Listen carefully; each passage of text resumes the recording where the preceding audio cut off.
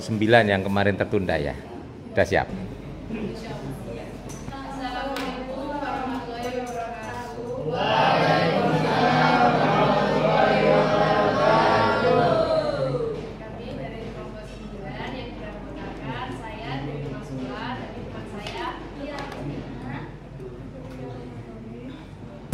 Di sini kami akan mempresentasikan tentang konsep hukum, teori ilmiah, dan matematika. Konsep hukum teori ilmiah adalah penjelasan yang koheren dan sistematis tentang suatu fenomena alam didasarkan pada bukti-bukti yang diperoleh melalui pengamatan, eksperimen, dan penelitian. Teori ilmiah bukanlah dugaan atau spekulasi, melainkan hasil dari proses ilmiah yang panjang, berulang, dan terbuka terhadap revisi. Berikut adalah beberapa aspek penting dari teori ilmiah, yaitu yang pertama, berbasis bukti empiris. Teori ilmiah didukung oleh data empiris yang diperoleh dari eksperimen atau pengamatan yang terkontrol. Data ini diuji dan diverifikasi secara berkala untuk memastikan validasi dan reliabilitasnya.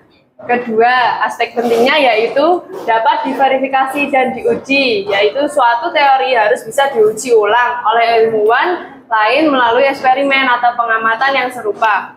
Teori yang baik mampu menghasilkan prediksi yang dapat diuji kebenarannya. Selanjutnya, yang ketiga, konsisten. Teori ilmiah harus konsisten dengan fakta-fakta dan hukum-hukum alam yang sudah ada. Jika ada pertentangan antara teori dan bukti yang baru ditemukan, teori harus direvisi atau bahkan ditinggalkan. Yang keempat, dapat dikembangkan atau direvisi. Teori ilmiah tidak statis seiring berkembangnya pengetahuan. Teori dapat diperbaiki atau disempurnakan berdasarkan bukti-bukti baru. Dalam beberapa kasus, teori lama dapat digantikan oleh teori baru yang lebih sesuai dengan data terkini. Yang kelima, mampu membuat prediksi. Teori ilmiah yang kuat tidak hanya menjelaskan fenomena yang telah diketahui, tetapi juga dapat digunakan untuk memprediksi hasil di masa depan atau fenomena yang belum pernah diamati. Yang terakhir, bersifat falsifikatif. Teori ilmiah harus memungkinkan untuk diuji dan dapat terbukti salah.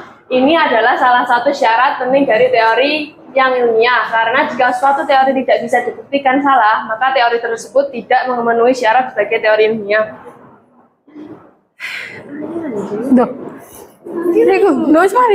Belum. Ini adalah contoh klasik teori ilmiah, yaitu dari Charles Darwin, yaitu yang menjelaskan tentang bagaimana spesies berubah seiring waktu melalui seleksi alam, serta teori relativitas oleh Albert Einstein yang merevolusi cara kita memahami ruang dan waktu. Berikutnya akan dijelaskan oleh teman saya yang bernama Lia.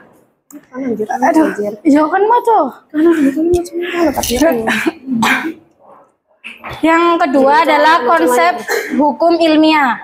Hukum ilmiah adalah pernyataan yang mendeskripsikan pola atau hubungan tetap dalam alam semesta yang telah diuji dan diamati secara konsisten.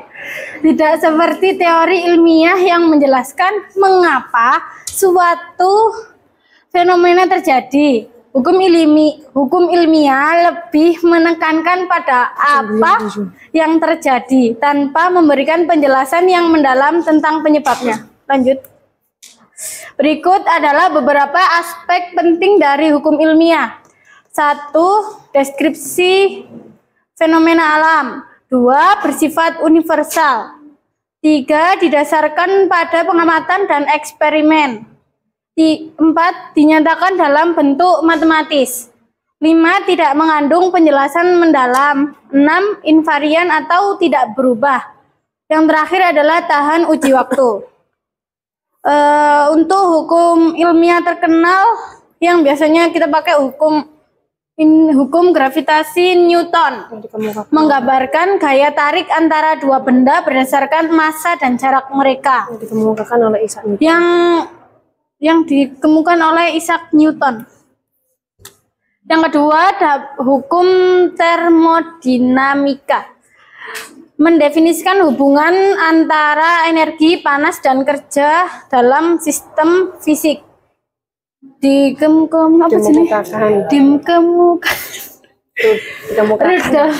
Julius Emmanuel Clausius.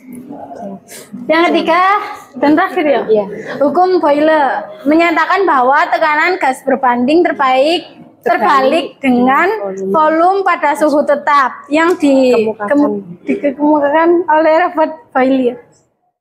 Selanjutnya,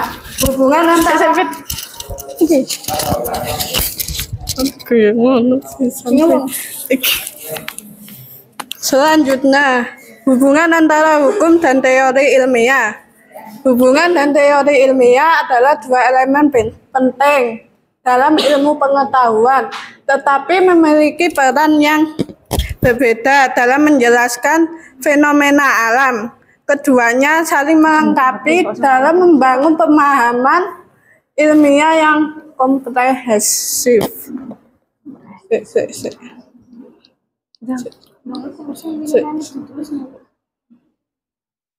Hubungan antara keduanya hubungan antara keduanya. Satu, fungsi berbeda. Fungsi berbeda menurut hukum ilmiah menggambarkan apa yang terjadi di alam semesta. Ini merupakan penyataan deskriptif tentang pola atau hubungan yang teramati secara konsisten. Kedua, berbaris pada bukti empiris, baik hukum maupun teori ilmiah didasarkan pada bukti empiris yang kuat dan hasil dari pengamatan serta eksperimen yang berulang. Tiga, teori pada menjelaskan hukum. Teori seringkali digunakan untuk menjelaskan hukum ilmiah. Misalnya, hukum gravitasi Newton. 4. Keduanya bersifat falsifikatif dan dapat direvisi. Baik hukum maupun teori ilmiah terbuka untuk menguji ulang dan dapat direvisi atau bahkan digantikan jika ada bukti baru yang tidak sesuai. Selanjutnya kesimpulan. Ya. Kesimpulannya adalah hukum dan teori ilmiah memainkan peran yang berbeda namun saling melengkapi. Hukum ilmiah mendeskripsikan fenomena alam yang teramati secara konsisten. Sementara teori ilmiah memberikan penjelasan tentang mekanisme di balik fenomena tersebut. Teori seringkali mengembangkan atau menjelaskan hukum ilmiah dan keduanya penting dalam pembentukan pengetahuan ilmiah yang koheren. Iya. Udah.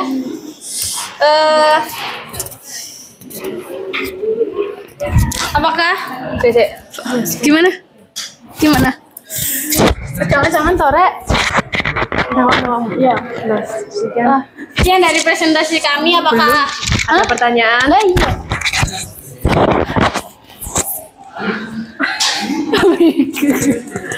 Apakah ada pertanyaan?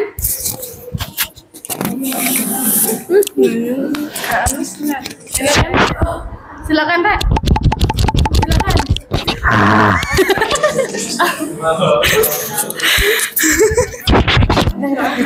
Tampung.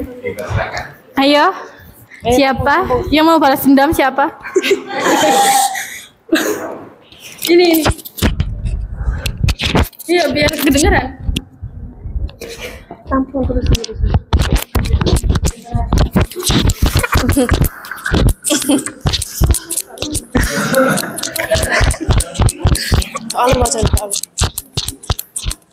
Oke, di sini saya izin bertanya.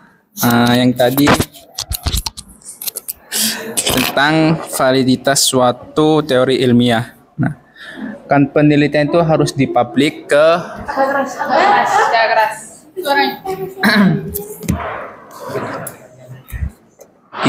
ingin bertanya untuk validitas suatu teori ilmiah. Nah, kan teori ilmiah itu Teori.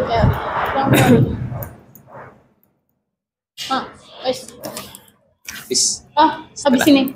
Ya. Yang mana?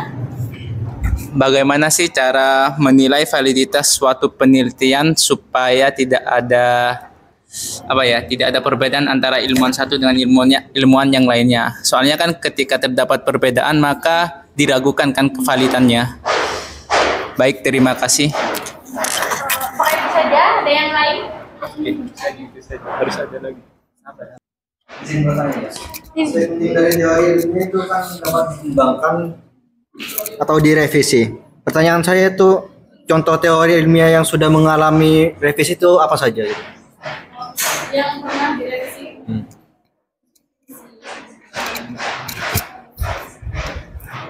Udah? Contoh teori yang pernah mengalami.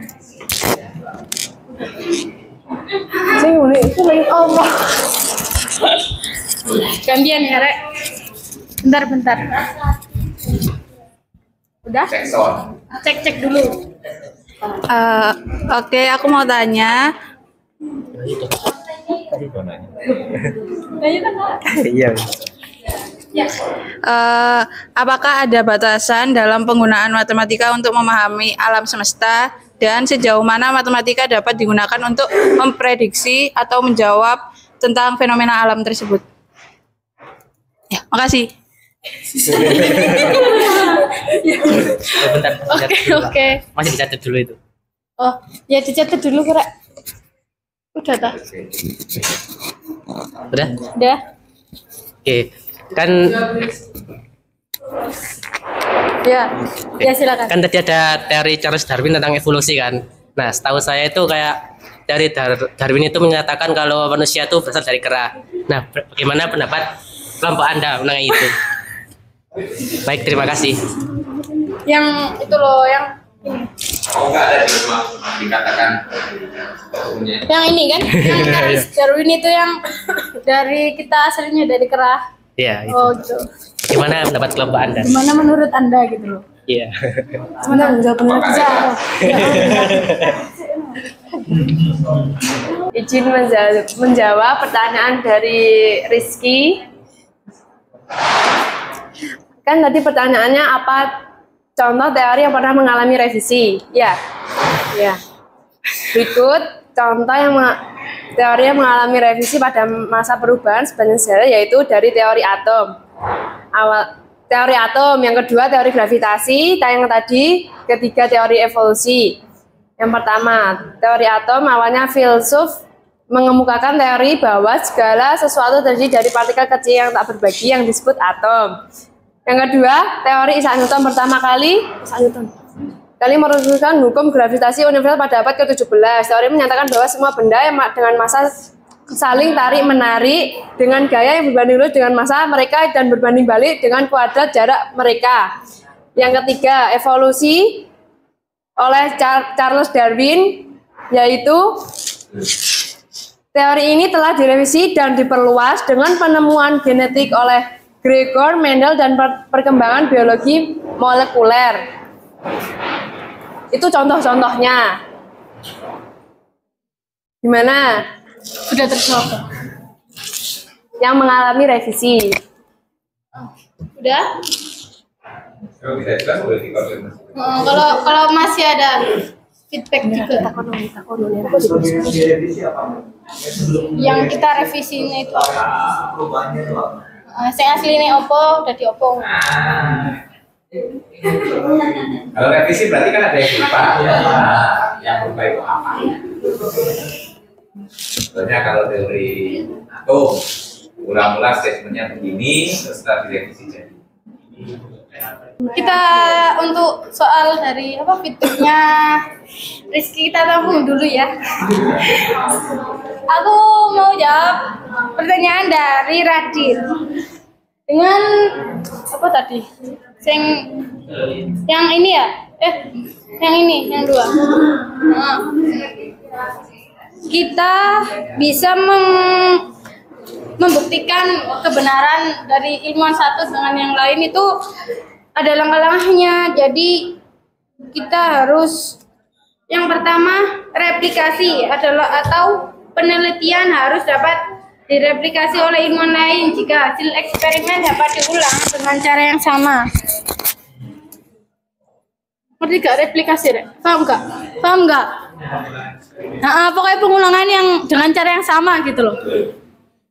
Tapi harus benar hasilnya gitu. Ini juga sama. Terus yang kedua adalah peer review atau sebelum publikasi. Karya ilmiah biasanya melalui proses review oleh ahli lain di bidang yang sama. Ini membantu memastikan metodologi dan kesimpulan yang diambil adalah valid. Ini untuk biar lebih valid gitu dari yang cara yang pertama tadi replikasi dan yang kedua. Yang ketiga, data dan metodologi yang transparan. Itu ilmuwan perlu berbagi data dan metode mereka secara terbuka. Jadi dari ilmuwan yang pertama dan ilmuwan yang lain kita itu jenenge apa jare? Indo aku. Dari pendapat ilmuwan yang pertama dan pendapat ilmu yang kedua itu digabungin. Jadi kita menggabungin pendapat satu sama yang lain. Terus yang keempat, konsistensi dengan teori yang ada. Yang kelima, diskusi dan debat. Ilmuwan sering berdiskusi dan berdebat mengenai temuan mereka. Terus yang keenam, bukti yang kuat. Jadi yang terakhir adalah kita menemukan bukti yang kuat. Jadi kita itu bisa menguji kebenarannya dengan itu tadi, yang 6 cara tadi. Sudah paham? Ada feedback? Makasih. Saya izin menjawab untuk soal dari Abdel. Matematika adalah alat yang sangat kuat untuk memahami alam semesta, tetapi memiliki batas. Tidak semua fenomena mungkin bisa dijelaskan dengan konsep matematika yang ada, dan model matematika seringkali bergantung pada asumsi serta data empiris yang bisa terbatas. Ada juga prinsip fisika seperti ketidakpastian kuantum yang menunjukkan adanya batasan mendasar dalam pengetahuan kita tentang alam semesta. Sudah? Saya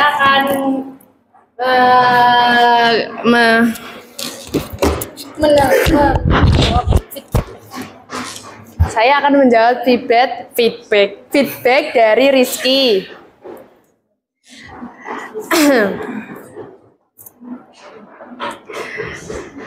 Di sini sepaham saya, jadi teori itu apa itu kayak dia tuh mengalami penyempurnaan berdasarkan penemuan eksperimennya, yaitu melalui kayak dia tuh penyempurnaannya tuh setiap tahun, setiap mengikuti kayak yang menemu eksperimen barunya itu dan perkembangannya dan mengikuti perkembangan dalam teorinya. Tahu nggak? Rizky, paham nggak? Jadi setiap itu tuh mengalami perubahan dan penyempurnaan oleh penemunya. Gitu, paham nggak? Contohnya yang mengalami penyempurnaannya yaitu teori atom Dalton. Yang kedua, teori model atom Thomson. Ketiga, model atom Rutherford. Yang keempat, model atom Bohr. Jadi Jadi tuh setiap zamannya dia tuh mengalami penyempurnaan berdasarkan penemuannya, eksperimennya. Paham nggak? Paham nggak? Hah? Oh, udah? Hah? Perubahannya itu Perubahannya tuh? Perubahannya tuh, anjir. Ya perubahan. Udah, dia tak perubahannya. Nah itu perubahan toh. Iya kan? Yang teorinya. Alah. Paham gak sih? Iya sih. Paham gak sih? Gimana ya? Rizky ku tak kok apa nih yang berubah ngono loh, tapi di kesimpulannya ku gak enak. Ya enggak sih? Ya Kis. Tanya perubahan itu apa gitu loh. Perubahan itu apa, bentuk apa gitu kan. Ya teori kan? Kan teori kan kita kan Iya, teori tapi kan? di sini tuh nggak ada yang sejelas-jelasnya berubah gitu, nggak ada. Jadi Betul, kembali ke kita zaman itu yang dulu. harus mengembangkan dari yang dulu terus apa? Dari tahun yang tahun itu berubah kan gitu loh. Gitu maksudnya. Jadi kita itu perubahan itu dikit-dikit, nggak harus langsung berubah gini tuh nggak ada. Perubahan sedikit-sedikit tuh apa? Di dalam teori.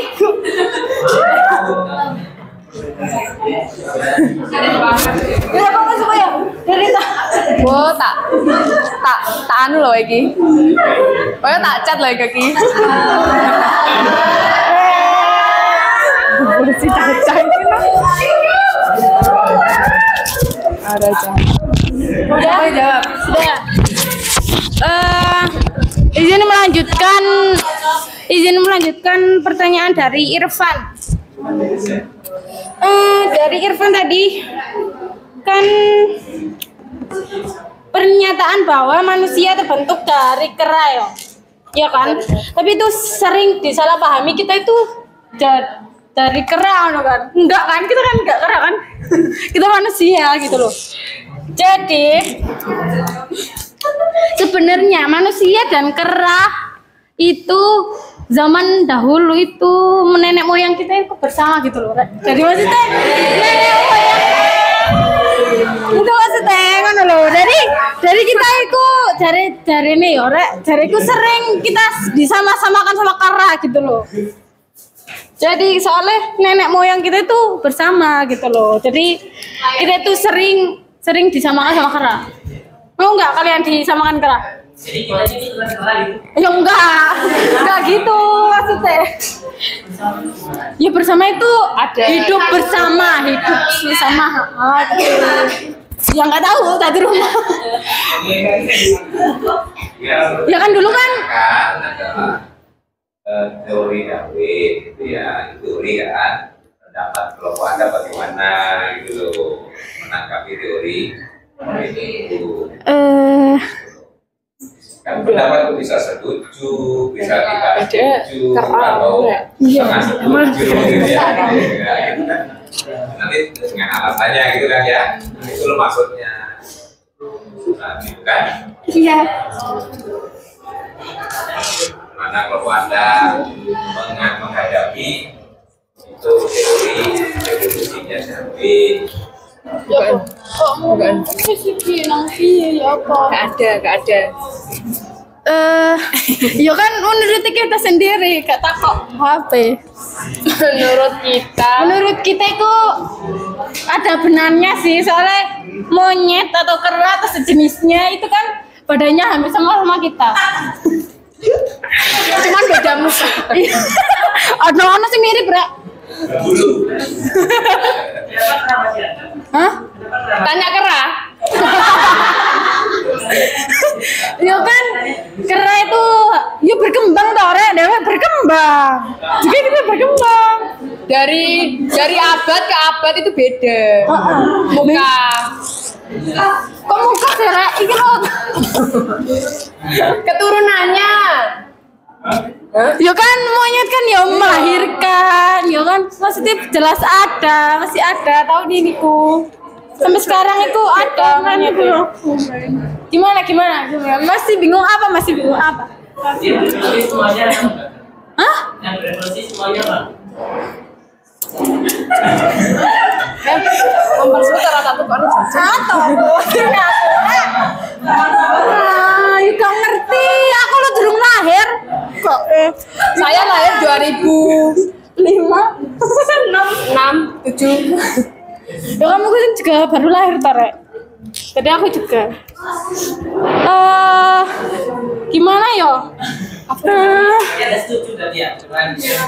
Ya ada setujunya ada enggak. Setujunya tuh gini. Setujunya tuh bentuk kita dan berperilaku. Aduh, orang berperilaku Tarek. Apa ya jenenge ngono ku? Bentukan atau pokoknya fisik lah. Fisik itu hampir mirip mbak kera. Jadi benar para manusia itu bersih dari kerak. Kalau mau bantu jawab, Nah, itu. mungkin karena kita kan agamanya Islam, menurut Al-Quran. Nah, kalau menurut pendapatnya Darwin itu kan kita berevolusi dari kera menjadi manusia. Nah itu kita belum bisa memastikan kebenarannya karena kita emang nggak tahu pasti kebenarannya gimana karena kita nggak hidup di zaman itu juga kan. Iya. Nah tapi kalau menurut agama, menurut kepercayaanku, Kristen. akan jadi tanah tuh. Betul. Enggak dong. Di Quran segumpal darah loh.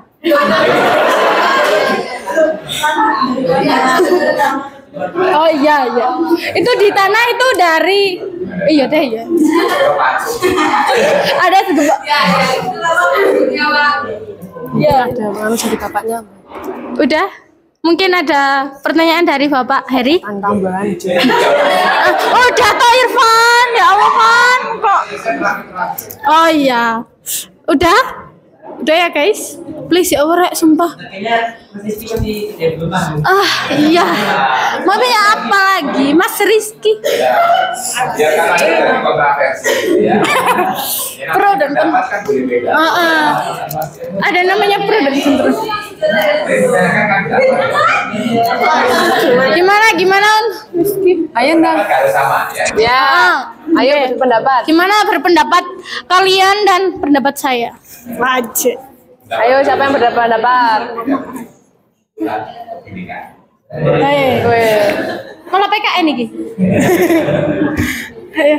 Gimana Rizky? Mau tanya lagi? Enggak, udah.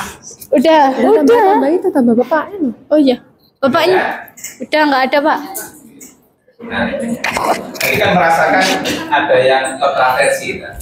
Nah, berarti tadi itu Anda harus bisa membedakan mana yang disebut teori, mana yang disebut hukum. Ya, dalam saya itu ya.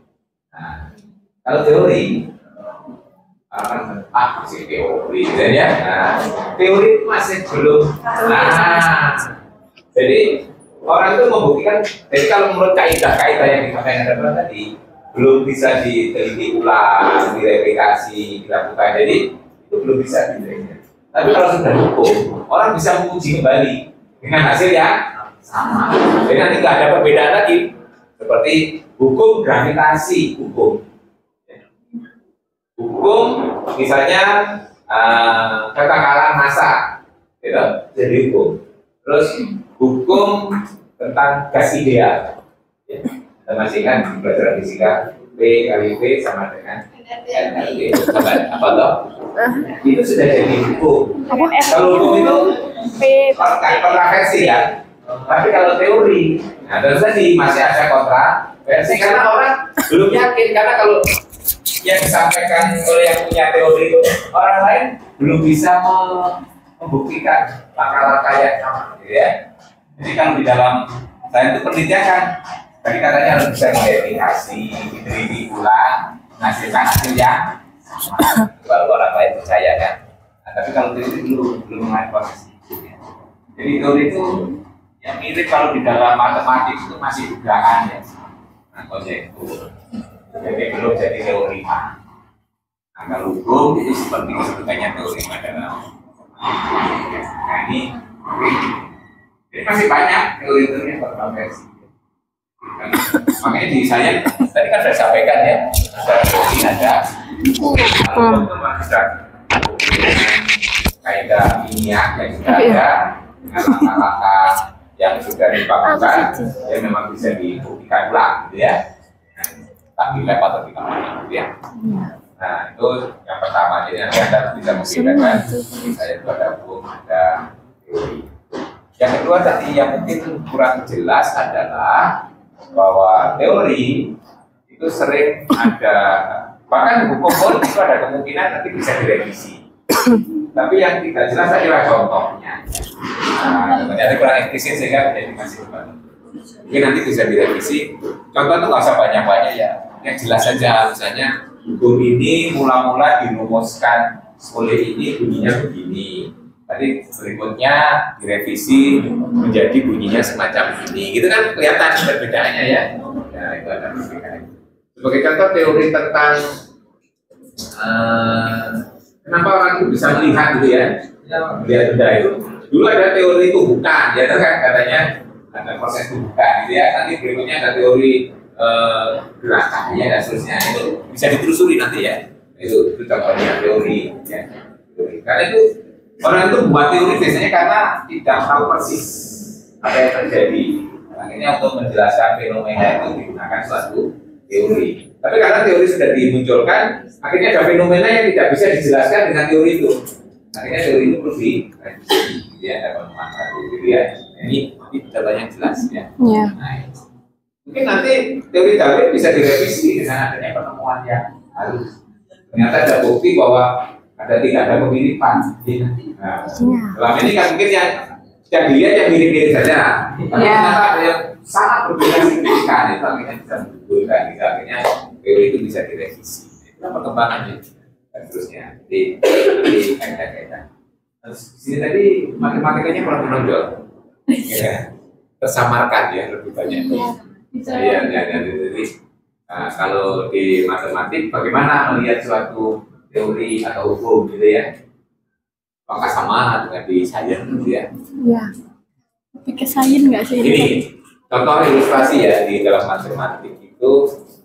Kalau Anda selama ini belajar geometri, kalau kita mencari cara terdekat, itu kalau kita berjalan lurus,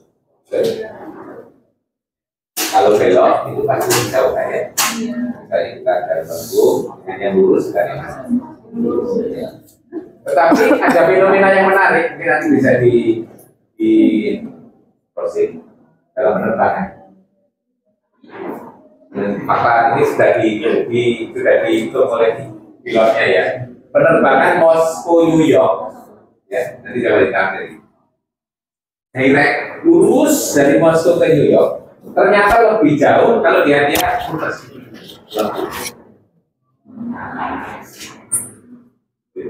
Ada fenomena apa?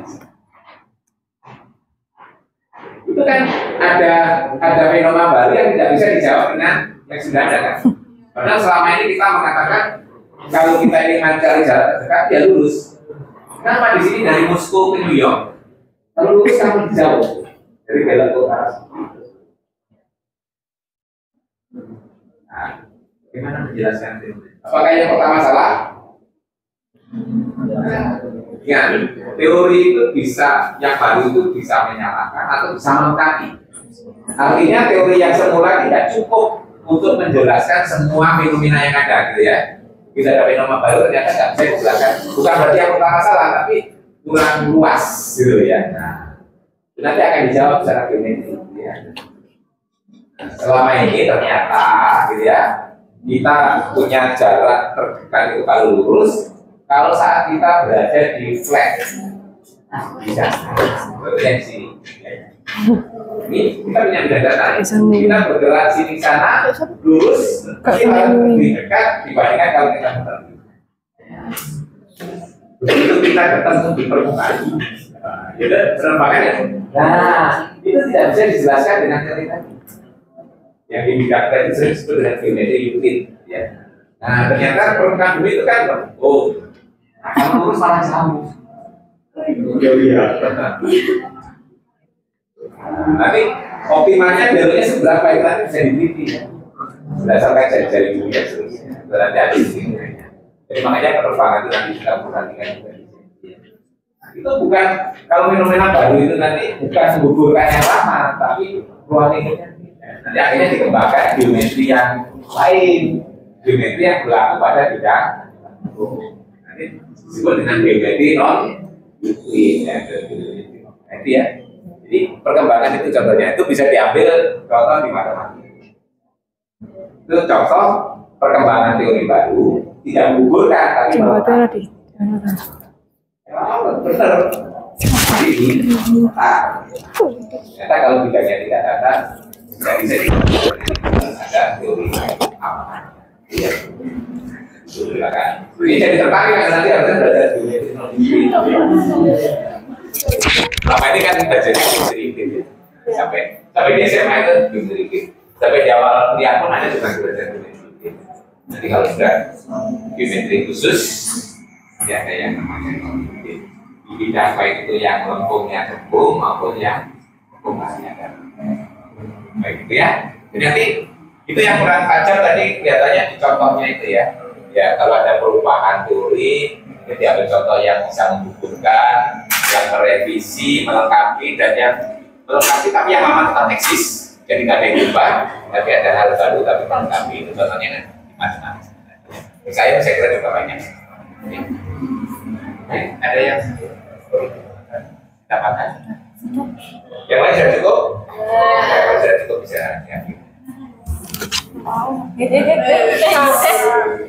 Sekian presentasi dari kami kelompok 9. Bila ada salahnya kami mohon maaf. Wabillahi taufiq wal hidayah. Wassalamualaikum warahmatullahi wabarakatuh. Waalaikumsalam warahmatullahi wabarakatuh. Assalamualaikum warahmatullahi wabarakatuh.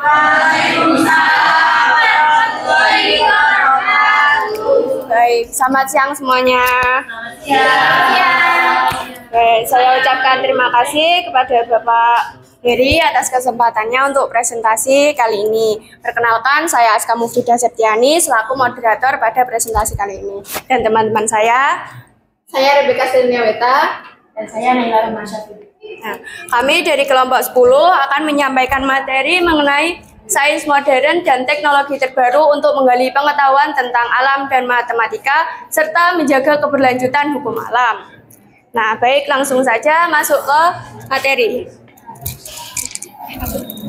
Oke teman-teman, jadi apa sih sains modern itu? Bisa dilihat ya di slide.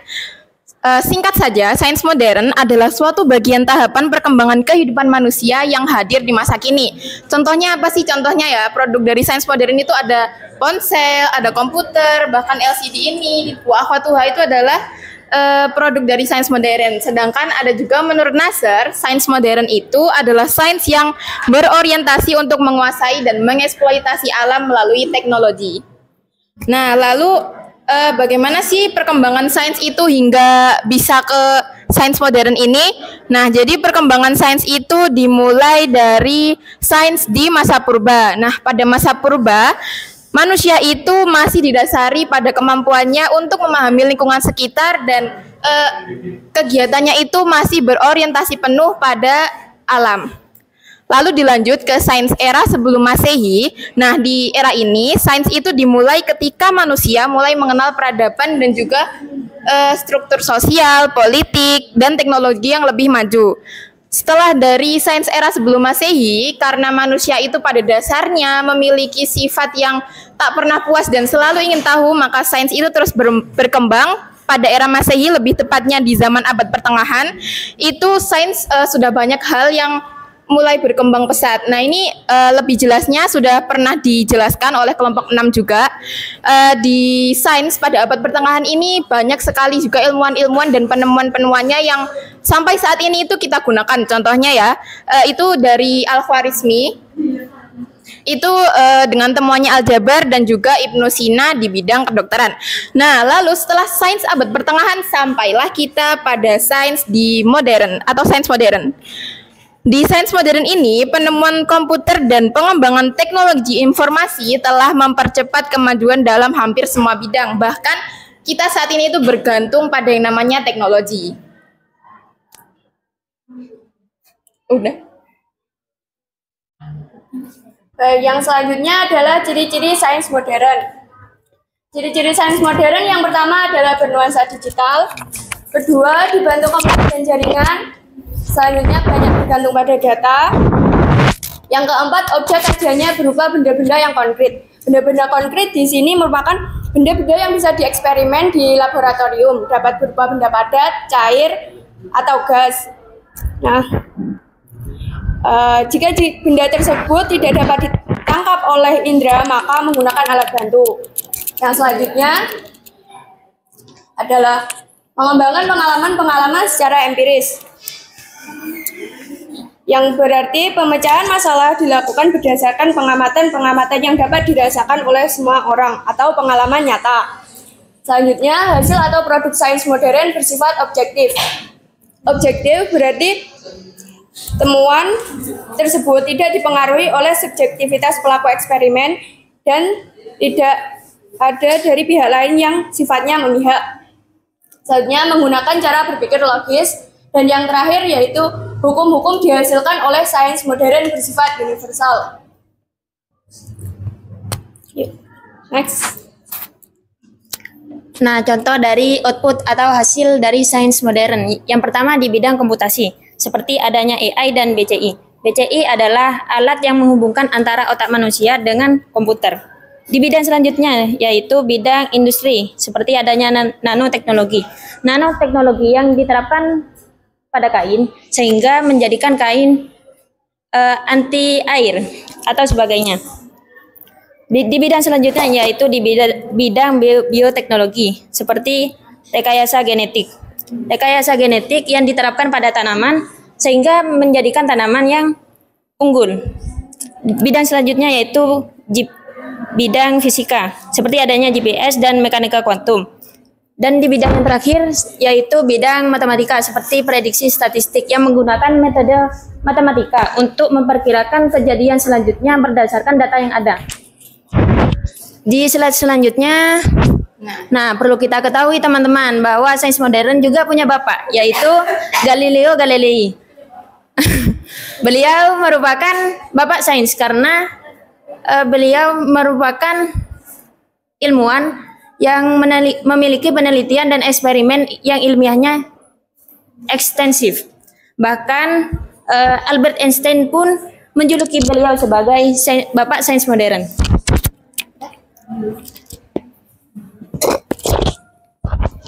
Nah, oke teman-teman, karena tadi kita sudah belajar tentang sains modern, karena judulnya itu sains modern dan teknologi terbaru, maka saat ini kita akan belajar tentang apa itu teknologi. Nah, teknologi itu berasal dari bahasa Yunani, dari kata tekne dan juga logos. Tekne itu artinya keterampilan atau kerajinan, sedangkan logos itu artinya studi atau ilmu.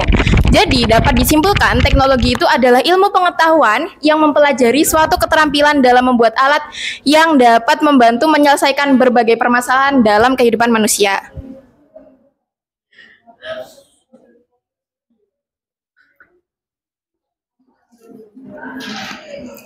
Selanjutnya yaitu contoh teknologi terbaru di teknologi komunikasi dan komputer.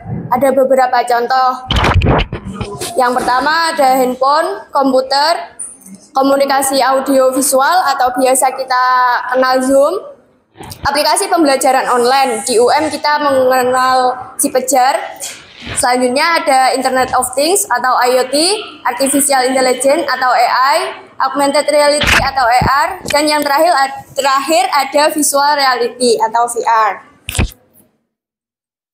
Loh.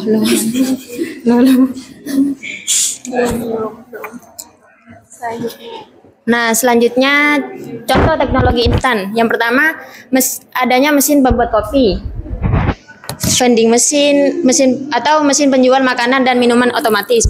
Contoh selanjutnya yaitu adanya aplikasi Photomat Wah. Selanjutnya biosensor, adanya biosensor. Contoh selanjutnya adanya aplikasi e-commerce dan Gmaps.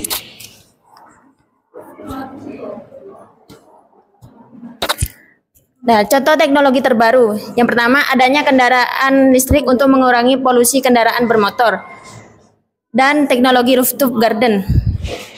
Nah, karena yang tadi itu kan teknologi untuk menggali pengetahuan tentang ilmu pengetahuan alam, saat ini itu adalah teknologi terbaru untuk menjaga keberlanjutan hukum alam. Tadi yang 2 sudah disebutkan, dan yang 2 lagi itu adalah teknologi panel surya dan turbin angin, dan juga teknologi biogas, yang mana teknologi tersebut itu memanfaatkan bahan organik seperti kotoran hewan, limbah, bahkan juga ada kotoran manusia sebagai bahan bakar kendaraan. Sudah? Oke, telah selesai presentasi dari kami. Untuk selanjutnya adalah sesi tanya jawab. Jika ada yang ingin bertanya, silakan angkat tangan. Ya, apakah dari teman-teman ada yang belum jelas atau ada yang ingin ditanyakan? Silakan raise hand.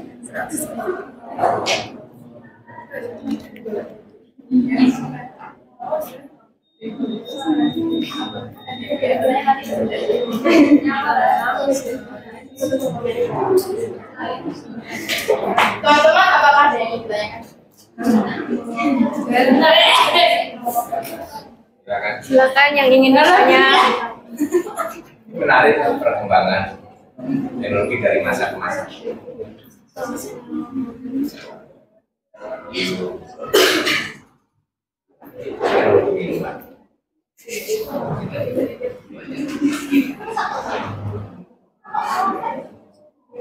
Ya, nggak berhasil. Ya, bukan berhasil. Oh iya, silakan. Silakan. Ya, silakan. Ini nggak bersudah ya?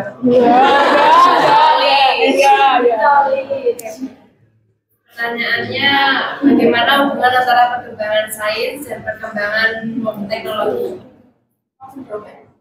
Yang Saat ini. Oke, langsung saya jawab saja ya. Ditanggung dulu atau? Oh, ditanggung dulu. Oke. Apakah ada pertanyaan lagi, teman-teman? Yang ingin bertanya? Jelas.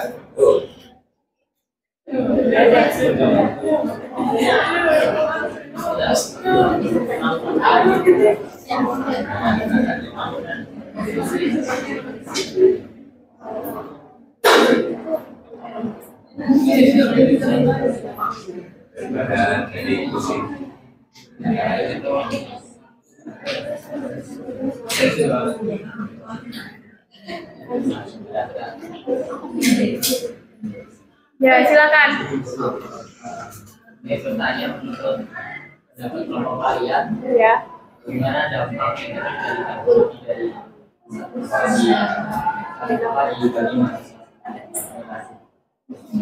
mahasiswa? Iya. Nah, ini dibatasi khusus buat mahasiswa. Dampak negatif perkembangan teknologi bagi mahasiswa. Oke, ada pertanyaan lagi? Ya, silakan. Menurut Anda kan tadi kalian menjelaskan tentang sains dan teknologi, dan apakah keduanya itu memiliki hubungan yang sangat berhubungan dalam kehidupan manusia?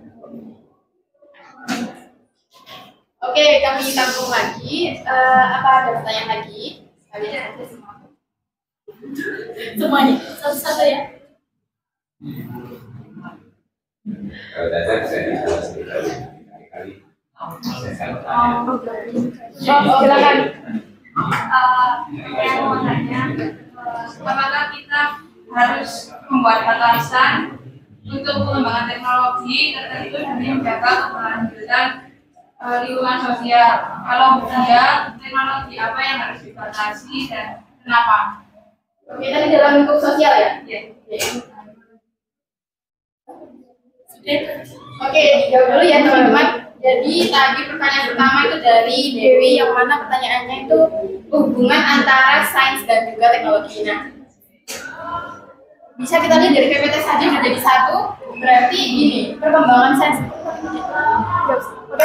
sains itu selalu didasari dan diikuti sama yang namanya teknologi. Tapi teknologi itu tidak memerlukan sains untuk berkembang. Jadi sains itu perlu teknologi untuk berkembang,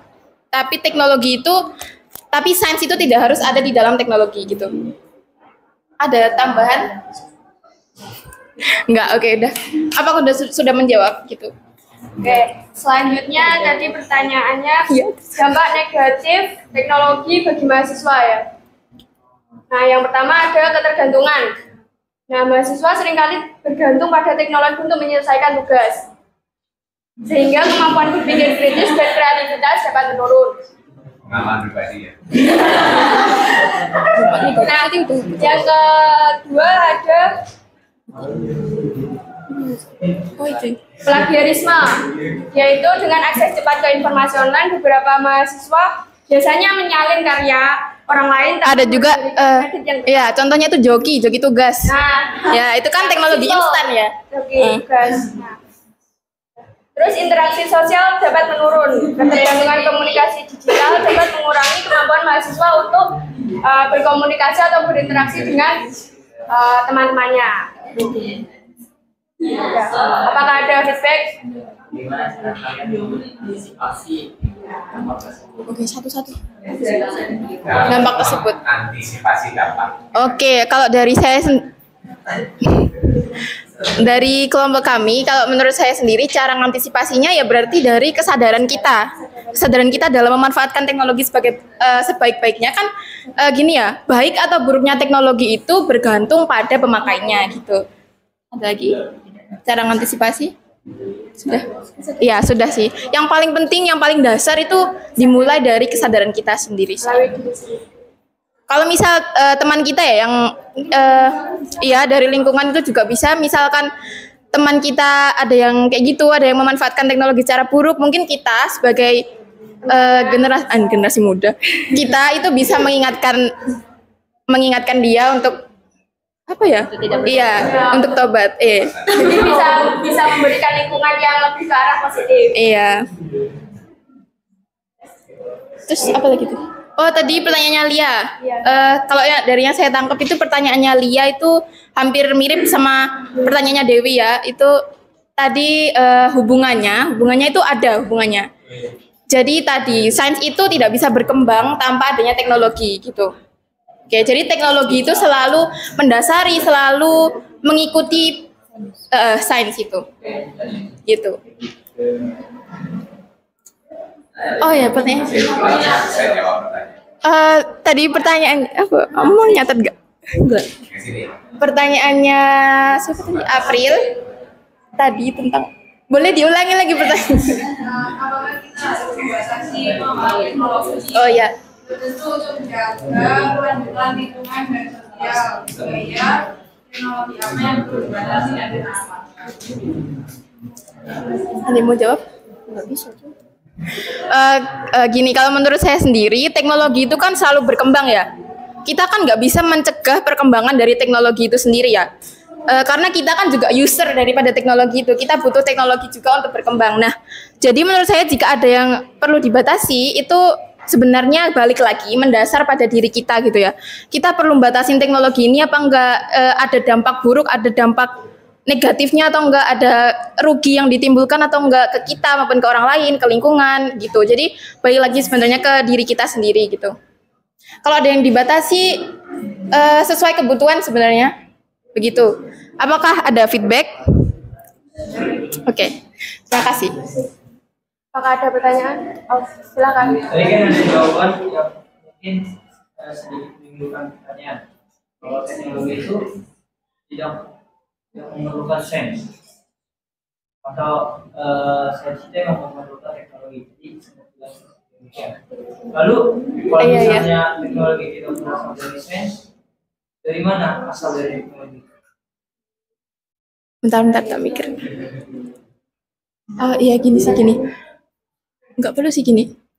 Oke, mungkin tadi ada salah kata sedikit dari saya. Jadi balik lagi ke arti dari teknologi ya. Teknologi itu artinya dari teknik dan juga logos. Teknik itu artinya keterampilan, hasil atau kerajinan, dan logos itu artinya tadi adalah ilmu atau studi. Nah, berarti saya baru menyimpulkan bahwa teknologi itu juga membutuhkan sains sebagai dasar ilmunya untuk berkembang juga gitu sih.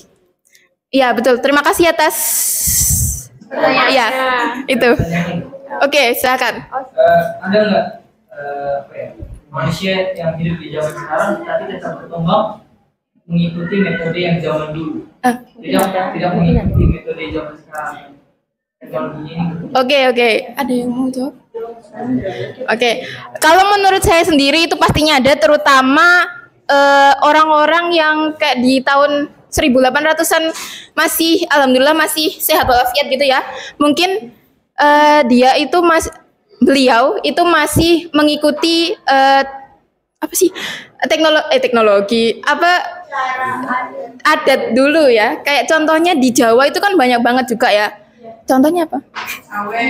Ya, itu budaya-budaya itu yang zaman dulu kan banyak. Nggak harus ngikutin teknologi sekarang. Cuman ya karena teknologi ini berkembang, jadi mungkin dari misal ya ada nenek, terus ada cucunya. Mungkin supaya neneknya itu nggak kurang update, nggak kudet, itu anaknya, cucunya itu bisa ngasih saran ke nenek bahwa, "Nek, beli HP toh ngono." Ngono. gitu ya. Apakah sudah menjawab?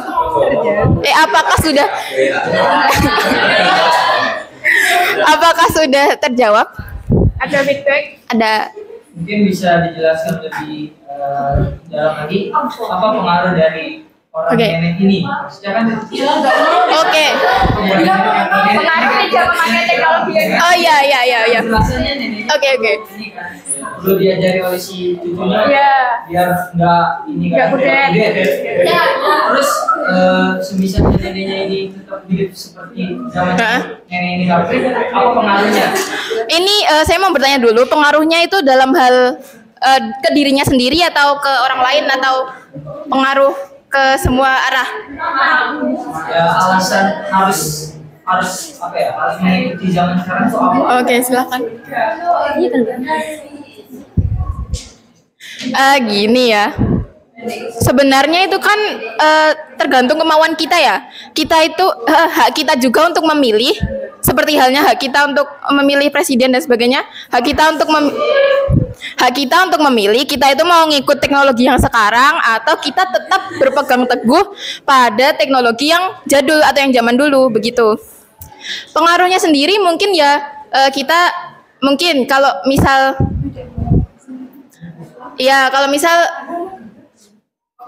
pengaruhnya itu ya kita kurang update. Misal ada aplikasi baru, kita juga kurang, itu aplikasi apa sih, pasti akan muncul pertanyaan begitu dan sebagainya. Begitu sih. Oke. Adakah yang mau bertanya lagi?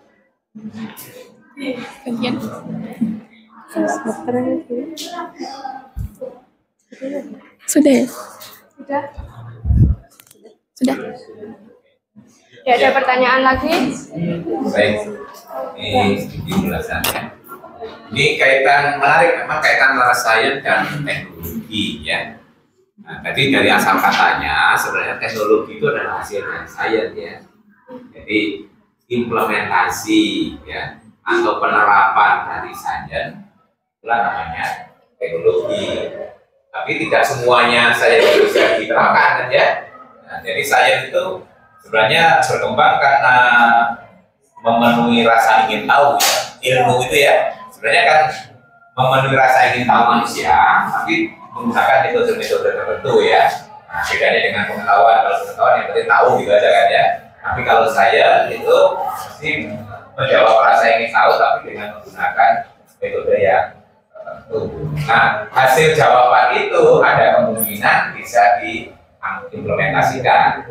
Itu yang disebut dengan teknologi. Akhirnya ya perkembangan sains itu akan mempengaruhi perkembangan teknologi ya.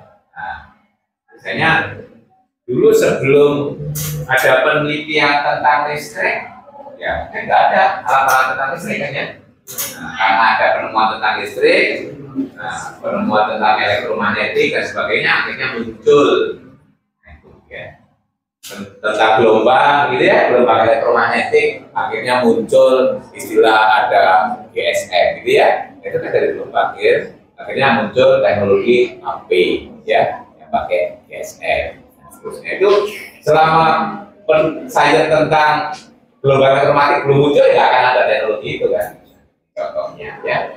Jadi akhirnya antara sains teknologi dan kehidupan. Itu mempengaruhi kan? Jadi pola hidup manusia juga akan terpengaruh oleh teknologi. Teknologi terpengaruh oleh saya. Ya. Apakah orang itu tidak bisa hidup tanpa teknologi? Sebenarnya bisa. Cuma teknologi itu akan membantu, memudahkan, gitu ya, memudahkan. Sebetulnya dulu orang ya pergi jalan aja bisa toh. Nah, tapi dengan adanya teknologi transportasi, akhirnya orang bisa dimudahkan. Waktu tempuh menjadi lebih singkat, gitu ya. Nah, tidak capek dan seterusnya, ya. Sekarang Malang Jakarta tinggal duduk 1 jam di sini nyampe, ya toh. Kalau dulu saya jalan kaki atau naik kuda. Bayangkan kalau nggak ada teknologi tentang pesawat, gitu ya. Nah, itu berarti kan harus ada penelitian sebelumnya tentang aerodinamika ya, tentang gerak udara itu.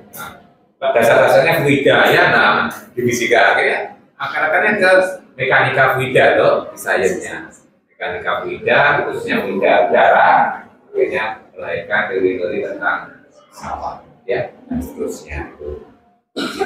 Nah, tadi terus kemudian yang kedua tadi mungkin yang perlu dipertajam lagi, teknologi itu dikembangkan memang sebenarnya tidak melihat penggunaannya. Orang sering mengatakan teknologi itu netral. Begitu diciptakan, ya, nah, tergantung siapa yang menggunakannya. Makanya perlu ada kontrol, nanti ada kode etik, ya kan? Ada moral di dalamnya. Maka itu sejak penelitian sudah mulai diatur. Itu kalau nggak salah di situ betul, minggu itu ya. Jadi nanti baik sebagai peneliti maupun menerapkan teknologi ada kode etiknya dan seterusnya. Nah itu perlu diatur. Nah, ya tidak biar, gitu. Kalau teknologi digunakan dia bahaya kan? Iya. Contohnya teknologi tentang cloning saja, gitu ya. Nah, itu mungkin sajinya tentang itu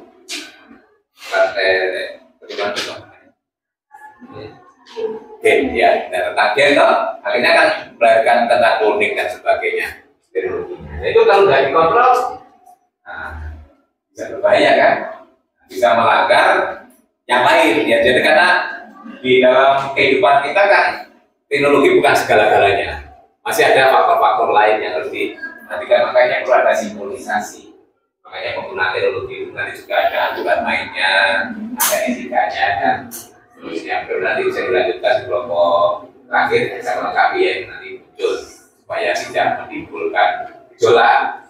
Itu perlu untuk ya. Terusnya. Jadi itu nanti mungkin yang perlu dipertajam ya. Terus nanti kalau bisa itu diberi contoh di masing-masing fase tadi. Tidak usah banyak-banyak, mungkin di situ dijelaskan sayangnya yang berkembang apa, terus melahirkan teknologi apa, terus dampaknya pada kehidupan apa. Orang kan bisa berubah ya dengan teknologi itu ya. Kebiasaan orang itu bisa berubah dengan adanya teknologi. Seperti ini dulu kalau ada mengundang orang usahakan ya. Itu kan perubahannya ya.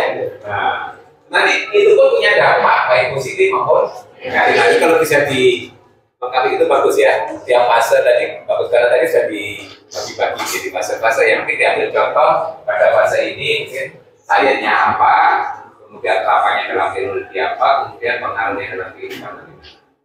Berapa orang akan semuanya. Ya kalau usah banyak-banyak ya contohnya masing-masing biar kita punya gambaran ya antara kaitan antara saya teknologi ini. Lebih bagus. Biar gak abstrak ya. Nah, semuanya punya. Saya kira itu ya masukan dari banyak. Ada yang perlu diklarifikasi? Ada yang perlu ditambahkan? Cukup ya, cukup bisa ya.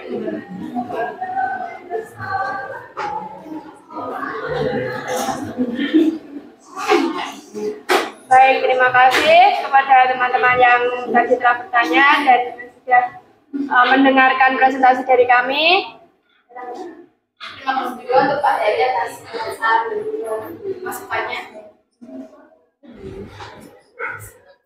Oke teman-teman, jadi presentasi kami berakhir di waktu ini dan kami ada pantun untuk kalian, nanti catat ya. Oke, Thank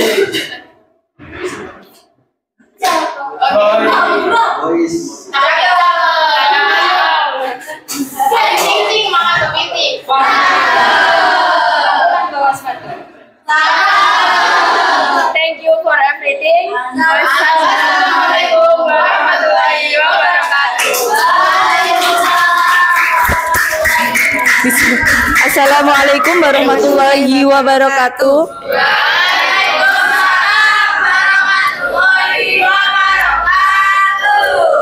Di sini saya dan teman saya akan mempresentasikan materi tentang bersikap ilmiah sebagai ilmuwan dalam menangani permasalahan di situasi konkret. Sebelumnya perkenalkan, saya Nopi Fitriani. Saya Ibu Putaviana Sapitri.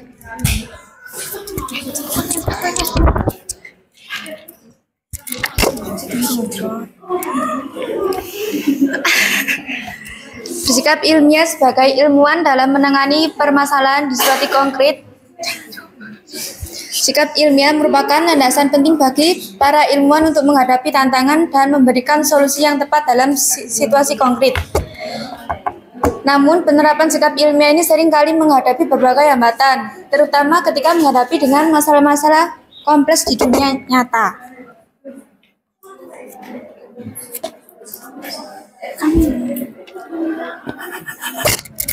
Definisi sifat ilmiah. Sifat ilmiah dapat didefinisikan sebagai suatu pendekatan sistematis, objektif, dan kritis dalam mengamati, menganalisis, dan memecahkan masalah. Dalam konteks penanganan masalah di situasi konkret, sikap ilmiah melibatkan satu, objektivitas, yaitu kemampuan untuk mengesampingkan bias pribadi dan fokus pada bukti empiris. Yang kedua, yaitu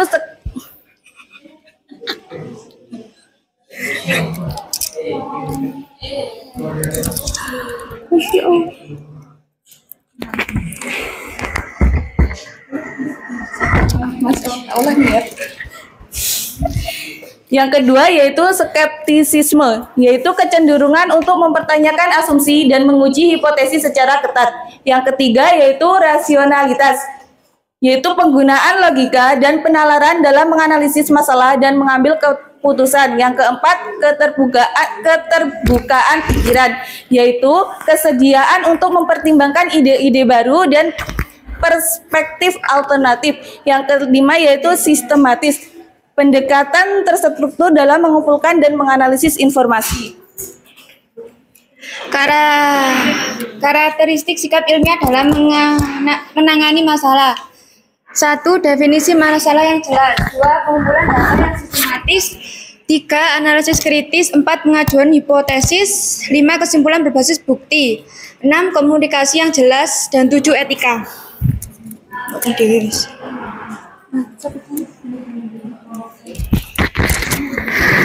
Penerapan sikap ilmiah dalam situasi konkret, yaitu yang pertama identifikasi masalah, yang kedua pengumpulan informasi, yang ketiga analisis, yang keempat perumusan hipotesis, yang kelima pengujian dan evaluasi, yang keenam penarikan informasi, dan yang terakhir komunikasi hasil.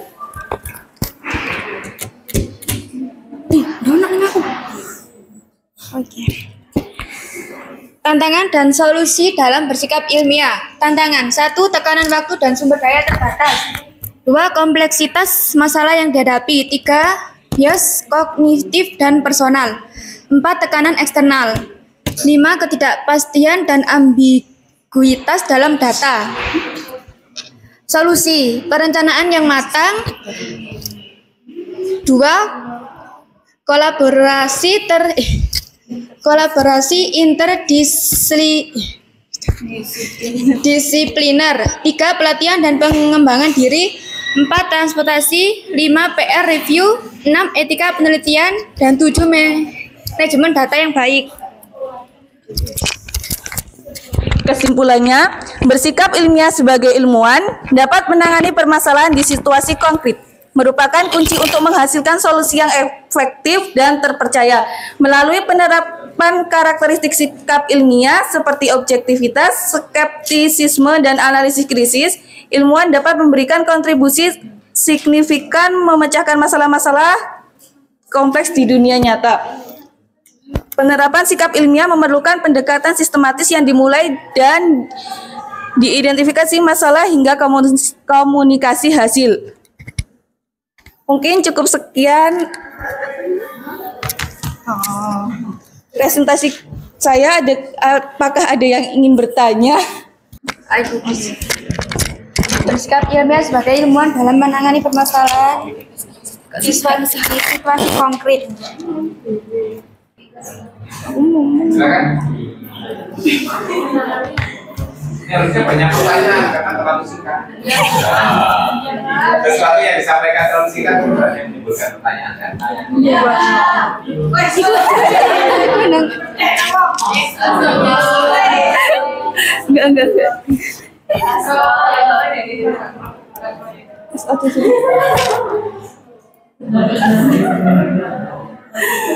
Enggak usah.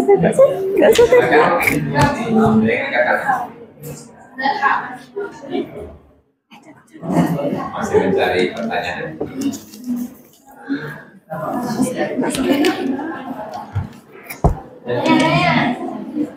Ya.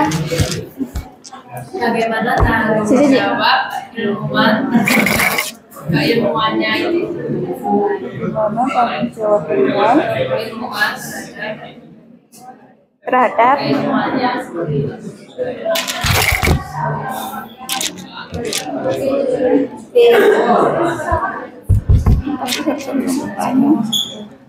ada lagi?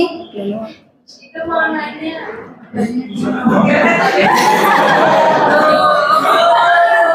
Let's go.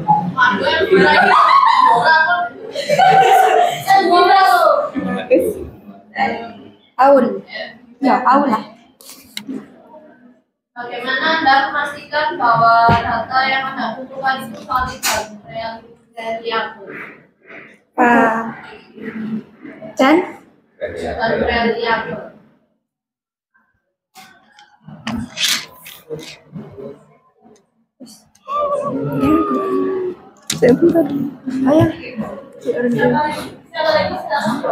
Ya kamu. Saya mau bertanya, apakah sikap-sikap ilmiah yang dimiliki ilmuwan itu juga harus dan dapat kita terapkan dalam kehidupan sehari-hari kita, terutama kita sebagai mahasiswa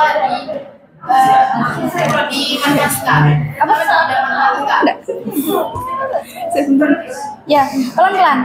Oke, pertanyaan saya, apakah sikap-sikap ilmiah yang dimiliki oleh ilmuwan itu juga dapat dan harus diterapkan dalam kehidupan sehari-hari, terutama kita sebagai mahasiswa di prodi matematika.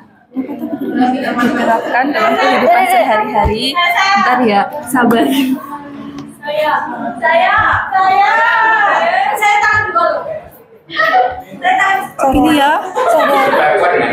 Sehari. Apa ya tadi?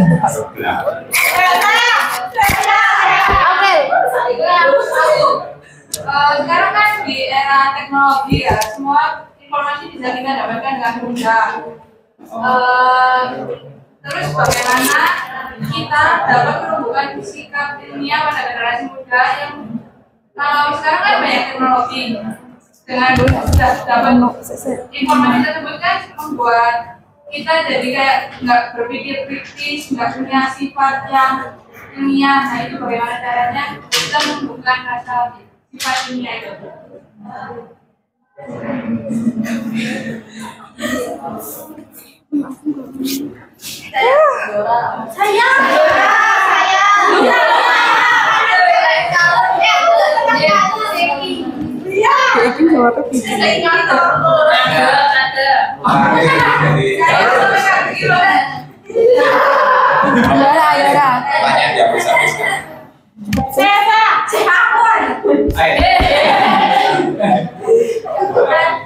Menurut kelompok Anda, bagaimana apa hubungan sikap ilmiah sebagai ilmuwan dalam menghadapi permasalahan di situasi konkret dalam matematika? Karena hubungannya itu loh. Apa? Sama matematika itu apa? Iya, sayang. Oke, beda Mbak Yora.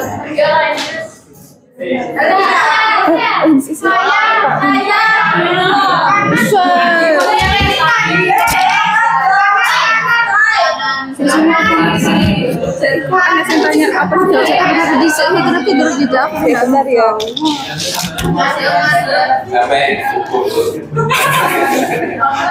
Banyak pertanyaan. Ini tadi apa ya? Bagaimana kita dapat menjelaskannya? Bentar.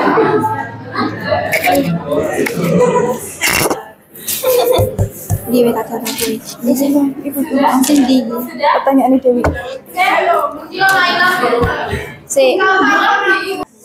Saya menjawab pertanyaan Dewi. Tanggung jawab seorang ilmuwan tidak hanya terbatas pada melakukan penelitian dan menemukan hal-hal baru.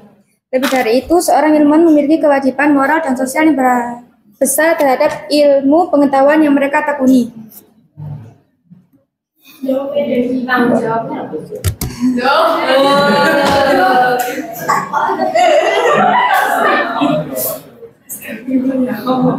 Melakukan penelitian dan menemukan hal-hal baru.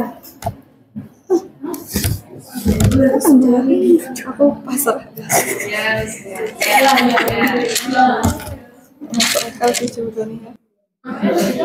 Memahami validitas dan reliable sebelum kita membahas validitas memacu pada sejauh mana suatu alat ukur benar-benar mengukur apa yang ingin diukur. Kalau reliabilitas merujuk pada tingkat konsisten suatu alat ukur dalam memberikan hasil yang sama.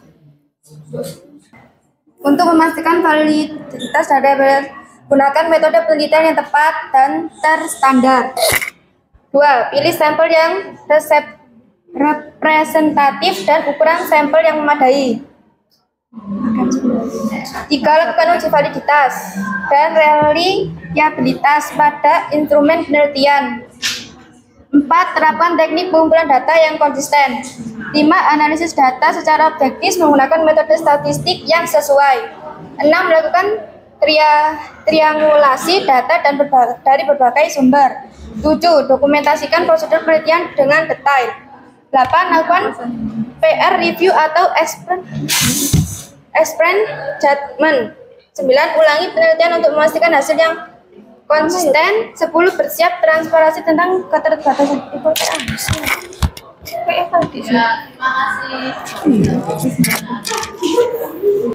Izin menjawab pertanyaan dari April, yaitu bagaimana cara menumbuhkan sikap ilmiah di zaman kemajuan teknologi. Yaitu yang pertama dengan memanfaatkan sumber informasi digital dengan bijak. Yang kedua mengembangkan literasi digital. Yang ketiga berpartisipasi dalam komunikasi ilmiah. Dan yang keempat yaitu menggunakan alat teknologi untuk penelitian dan analisis. Apa gunanya sikap ilmiah sebagai ilmuwan dalam menghadapi permasalahan di situasi konkret ini dengan matematika? Izin menjawab pertanyaan dari Yora. Hubungan antara sikap ilmiah sebagai ilmuwan menghadapi permasalahan dalam situasi konflik yaitu sangat erat dan relevan. Sikap ilmiah dapat membantu kita menangani masalah sehari-hari dengan lebih efektif dan objektif. Yes.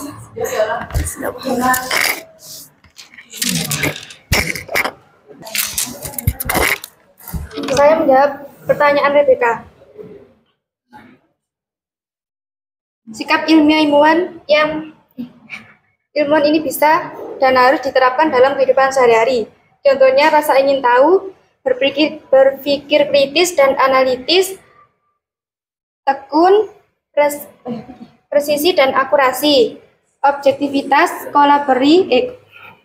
kolaborasi, keterbukaan pikiran, skeptisisme yang sehat, kreativitas, komunikasi yang efektif.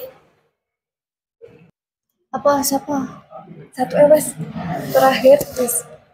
Analan.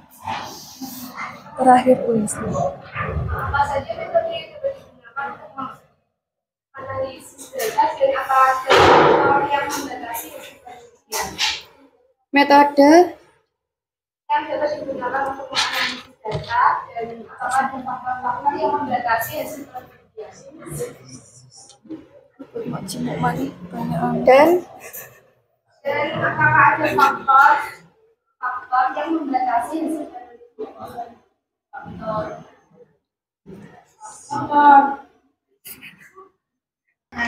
Naila.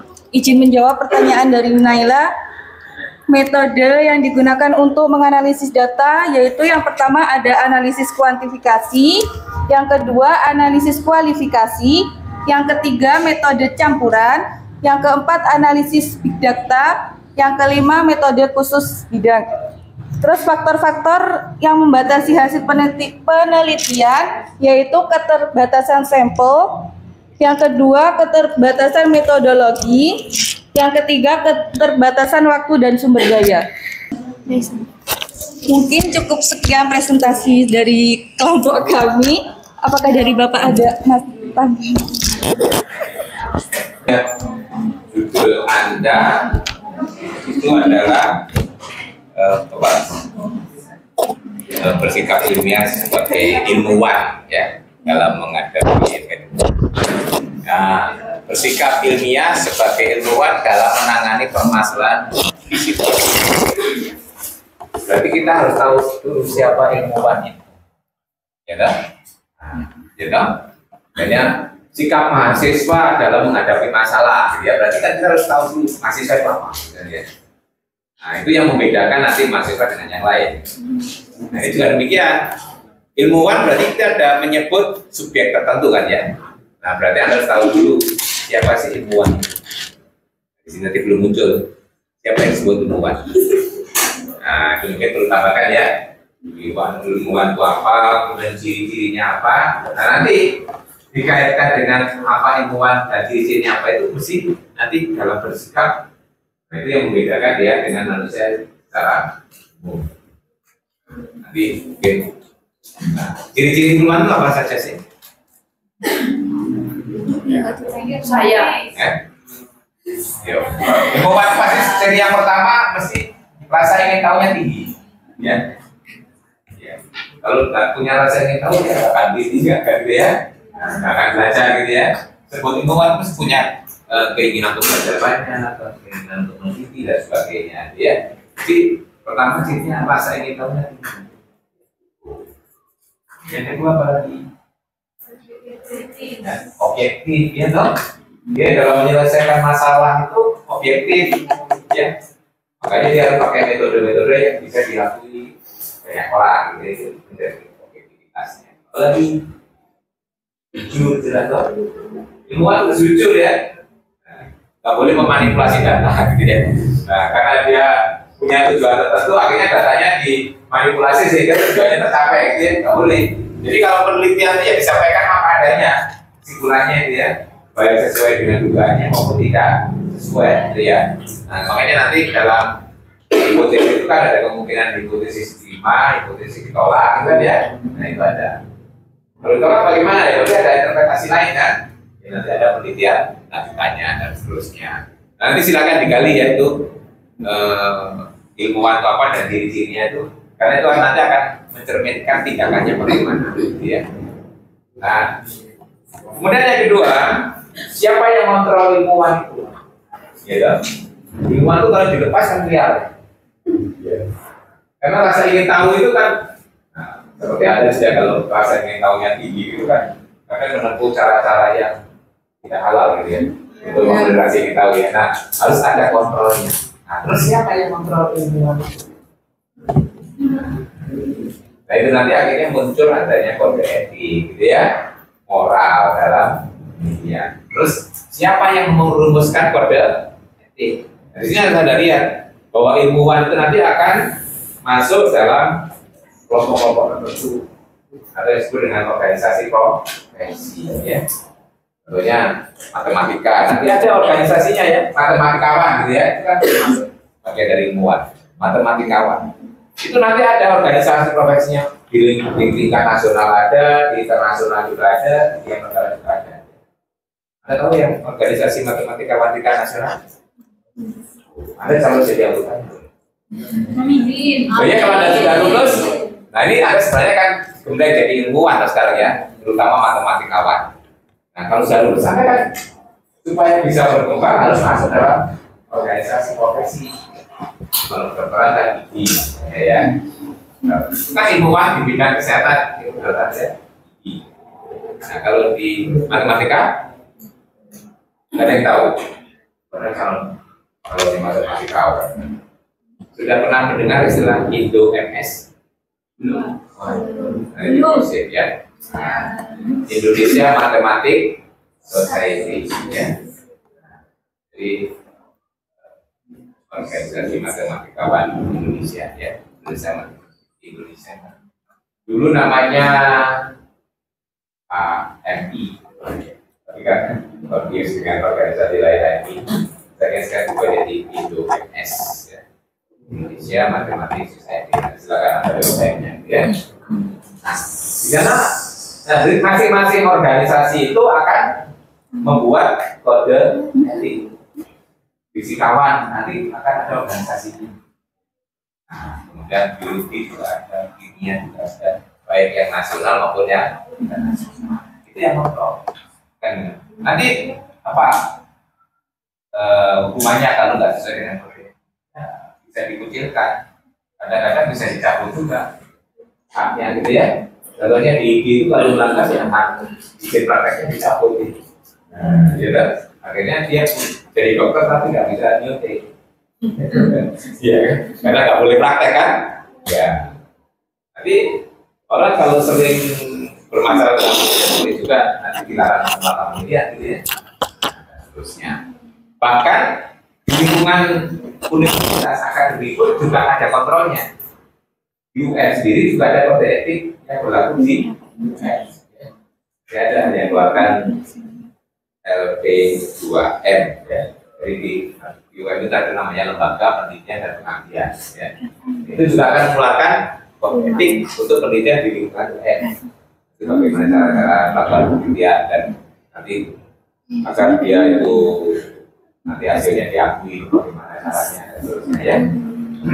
Contohnya biasanya kalau penelitian itu menyangkut nama baik seseorang atau lembaga, itu biasanya harus disamakan, ya, nggak boleh disebut eksplisit. Sebagai contoh, nah, kalau Anda mungkin kalau di matematik sekarang pendidikan matematik gitu ya, nah, karena di pendidikan matematik kan meneliti tentang keburukan sekolah, keburukan siswa, ya. Nah itu nanti itu nggak boleh disebutkan sekolah ini eksplisit nama siswanya ini gitu ya. Nah, itu ada kode etik. Kode etik itu nanti namanya harus akan mungkin suatu sekolah, seseorang siswa gitu ya. Nah, itu ya. Nah, tapi peneliti punya data otentik, gitu ya. Nah, dalam pembuatan laporan nggak boleh vulgar, gitu ya. Nah, itu nanti kan tersinggung, ya. Sekolahnya dijelek-jelekan kan jadi tersinggung. Nah, itu bisa melakukan klaim nanti ya, tuntutan, gitu ya, mencemarkan nama baik. Nah itu tuh ada kode-kode etiknya, clearance-nya nanti harus ada. Nah, terus tadi untuk menjaga agar ilmu itu nanti bisa diakui kalau sudah dikembangkan ya. Kan kita tidak bisa memaksa orang lain untuk mengakui hasil penelitian kita, toh? Ya, nggak boleh ya. Nanti orang lain mau menerima atau tidak itu ya tergantung keyakinan. Makanya seberapa mampu kita meyakinkan orang lain, makanya sekarang ada istilahnya publikasi, ya. Publikasi ada jurnal gitu ya, jurnal nasional, internasional ya. Nah itu dalam rangka mempublikasikan hasil penelitian kita, sehingga nanti orang lain tahu, sehingga hasil penelitian kita bisa diterima. Dalam filsafat ilmu itu ada kalanya bersifat subjektif, ada kalanya bersifat objektif ya. Saat ilmu itu hanya untuk kita sendiri, itu masih subjektif kan? Caranya ya kita akui sendiri, orang lain belum tahu kan. Tapi begitu sudah masuk dalam kelompok tertentu, mungkin objektif dalam kelompok itu. Ya tapi kalau tidak kita keluarkan masih berlaku subjektif kan ya. Nah artinya suatu ilmu itu objek besar luar, makanya perlu publikasi. Makanya nanti ada kaidah-kaidah bagaimana kita berpublikasi. Terus untuk mencegah ini, misalnya berbuat tidak baik, misalnya mengakui mengakui hasil karya orang lain. Nah, itu akhirnya muncul. Nah, dari publikasi kan dikontrol siapa yang duluan gitu ya. Nanti juga ada yang namanya konsep hak cipta ya. Nah, jadi nanti kalau yang punya hak sudah mendaftarkan, kalau itu ditiru orang lain bisa klik, bisa mengajukan ke pengadilan. Makanya ilmuwan juga dituntut mendaftarkan hasilnya itu ya. Nah, di setiap lembaga, di setiap negara ada lembaga-lembaga untuk mendaftarkan hak cipta ya. Misalnya nanti Anda meneliti terus menghasilkan sesuatu itu agar nanti aman, ya itu harus didaftarkan. Apa mendaftarkan yang online gitu ya. Nah, itu adalah sarana-sarana untuk mengontrolnya. Selain melakukan tindakan untuk menyelesaikan masalah, dalam melakukan tindakan itu juga harus dikontrol. Sebenarnya moral dan etika itu tadi itu ada kalanya yang bersifat universal. Seperti contoh jujur, universal ya. Ilmuwan harus jujur itu siapapun ilmuwannya, kalangan dari manapun mesti mengakui bahwa ilmuwan jujur. Tapi nanti ada kalanya suatu kode etik atau moral itu berlaku pada kelompok tertentu. Ya. Nah, misalnya kelompok ilmuwan Islam, gitu kan ada ya. Nah itu mesti selain menggunakan kaidah dasar umum, dia punya etik yang berlaku khusus dalam kelompok itu, gitu ya, yang mungkin tidak diakui oleh kelompok lain dan seterusnya. Mungkin itu yang membedakan antar kelompok. Atau mungkin antar kelompok bidang saya berbeda. Misalnya kelompok matematika dan kelompok fisika mungkin ada mengalami kode etik yang berbeda kan. Ya mungkin kode etik di matematika berlaku tapi di fisika tidak. Ada kalanya yang di fisika berlaku. Ya ini juga ada hal. Jadi nanti ada kalanya moral dan etik itu berlaku universal, ada kalanya hanya berlaku pada suatu kelompok. Ya. Tapi yang penting kita harus sadar bahwa memang harus ada kendalinya. Ya. Ilmuwan itu dalam melakukan aktivitasnya, nah kita mengenalnya itu dengan kode etik saja. Ya. Nanti yang kontrol ya organisasinya. Ya. Seseorang itu kalau melanggar bisa sanksi. Ya. Kalau matematika melanggarnya kan terlalu berat. Karena penelitiannya jarang berkaitan dengan hubungan manusia gitu ya, yang diteliti gitu ya. Nah makanya paling sering melanggar kode etik cheating ya, mengakui orang lain gitu ya, saya gitu ya, orang lain ya. Teori Maya sudah dipublikasikan orang lain terus kita publikasikan lagi gitu ya. Nah, agar kita tidak dituntut apa? Ada tata caranya. Kalau kita pinjam atau mengambil hasil orang lain, sebutkan sumbernya, ya. Itu namanya referensi ya. Jadi, seperti ada nulis ini ya, kalau ada suatu statement itu tuliskan sumbernya, gitu ya. Nanti sumbernya itu dimasukkan dalam referensi yang kita ya, kita rujukan. Kalau di istilah UM, referensi itu dapat rujukan. Nanti kalau Anda menulis ada tata caranya ya, di UM ada yang namanya PPKI, tidak kan? Nah, pedoman penulisan karya ilmiah ya. Berarti Anda kalau menulis makalah, nulis artikel, nanti nulis skripsi dan sebagainya harus ikuti PPKI. Kalau enggak, ya nanti bisa disuruh rombak ya. Misalnya ada skripsi ya, nanti contohnya karya tentang itu kan karya ilmiah. Kalau nggak sesuai dengan PPKI nanti suruh revisi kalau pada ujian ya. Revisi nggak cocok dengan PPKI. Jadi selain isi, template itu juga penting. Template itu ya. Nah, template itu cara tulisnya. Nanti di masing-masing organisasi, masing-masing jurnal, masing-masing conference itu mempunyai template ya. Ya kita harus ikuti template-nya itu. Nanti selama Anda di UM, jadi mahasiswa UM harus ikuti template-nya tadi. Ya. Nanti kalau Anda publikasi di suatu jurnal, template-nya. Sudah ada aturan mainnya. Oke, saya kira itu ya.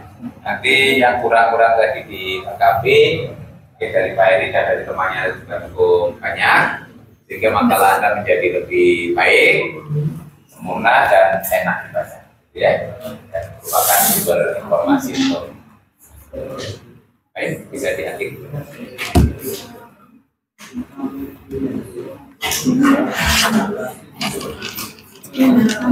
Sekian dari kelompok kami akhiri. Wassalamualaikum warahmatullahi wabarakatuh. Waalaikumsalam warahmatullahi wabarakatuh. Sampai ketemu lagi pekan depan hari Kamis. Selamat berjuang. Sampai ketemu di Medan. Assalamualaikum.